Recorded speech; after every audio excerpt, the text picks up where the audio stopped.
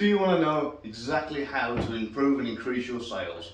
I'm going to share that with you in just a moment, and I'm also going to let you know where so many people go so terribly wrong when it comes to sales and sales training.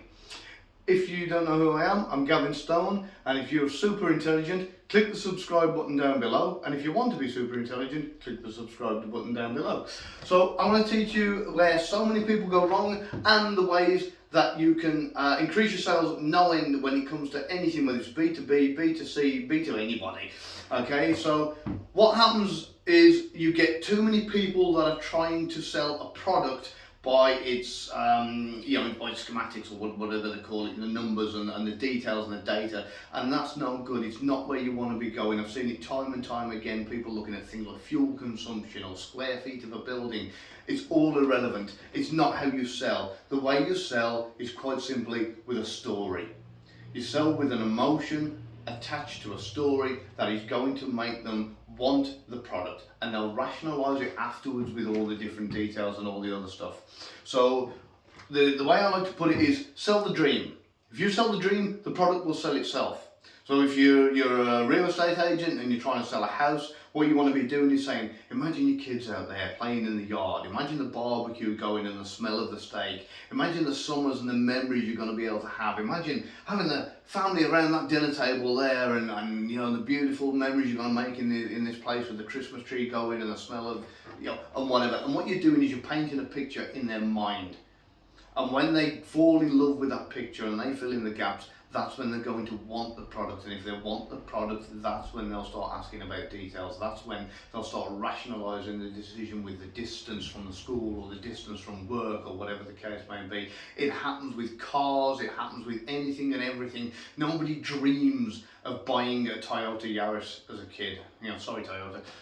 But the thing is people do dream of a convertible sports car. They do dream of Route 66 or wherever it is that you go in, whether it's in the UK, whether it's in the USA, whether it's across Europe. They've got the same dream of rock music, of the wind down, of the fun, of the road trip, of the whole picture you can paint for them. And once you've painted the picture, you can sort everything else out afterwards when they've made their mind up. And where so many people go wrong is scripts. I've seen this in time and time again with wasted sales training. And don't worry about all the things that they say, don't go, don't go, don't go. It doesn't really matter whether you do, it shows you're human. I've done it loads of times in this video already. Do you really care? As long as the information's good, as long as somebody's doing something right, it doesn't really matter. But scripts are a big, big, big letdown. It doesn't matter what that script is. You can have the most perfect script in the world, but if you've got the wrong person saying it and they're reading, hello, my name is Kevin from the ABC department of ZWX Incorporated, and I would like to talk to you today. You've lost them. You've lost them and it's gone. And it's a total waste of time. You need to be training people, whether it's, person to person, whether it's phone calls from a call centre, to be able to just pick up the phone and speak to people, to speak to humans on the other end. And this is what's most important. I've done call centre changes that have resulted in huge, vast differences in sales rates just because of the fact that I've said to people, look, pick up the phone, and instead of turning around and saying, hi, my name is, by the time you've done that, you've lost them. And the reason you've lost them is because they know it's another business call.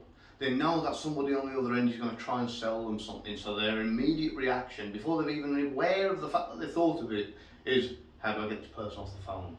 They're already trying to make excuses. They're already thinking about what's burning in the oven or what they can get away with or what will allow them to get them off the phone. You've lost them. So what you want to do is approach it with something that they don't normally hear.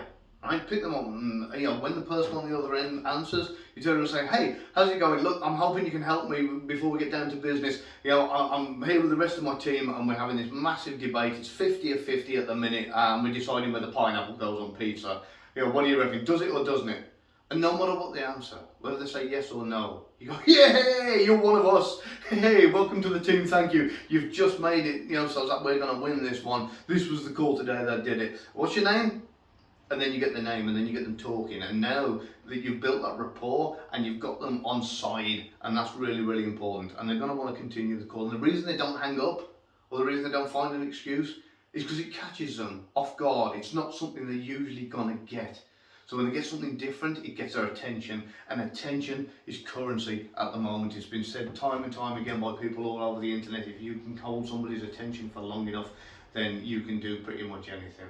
So with that in mind, think about your sales script and throw it away. Right? Ring up and relate to people, build that rapport. And it doesn't have to be pineapple and pizza. It can be whether Terminator 2 was better than Terminator 1. It can be whether, it can be anything. Whether ski holidays are better than beach holidays. Anything at all. You just need to break the norm, break the mold, get people's attention. And when you've got their attention and they know that it's something different, that's when you're going to be able to get them on side and build that rapport, start that relationship off, and get the sale ultimately.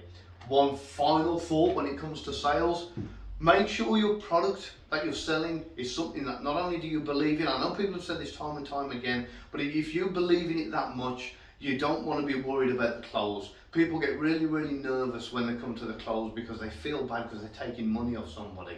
But instead of thinking about it as taking money off somebody, think about it as doing them a favour. Okay? If you were giving somebody a bar of gold for $100, then ask yourself, who'd be doing who the favour? You know they're going to end up a lot better off because they've got that bar of gold and you've only got $100 for it. And this is the kind of faith that you need to have in whatever you're selling. If you know that somebody's life is going to be better because you have sold them something good, then there's no need to feel guilt and there's no need to worry about the close. The close will happen naturally, and you should feel good about doing it. If you are making somebody's life better, then there's no reason to feel any kind of guilt or any kind of concern about what happens when it comes to the close. And that's that when it comes to sales at the moment. Thank you very much. Hope you enjoyed.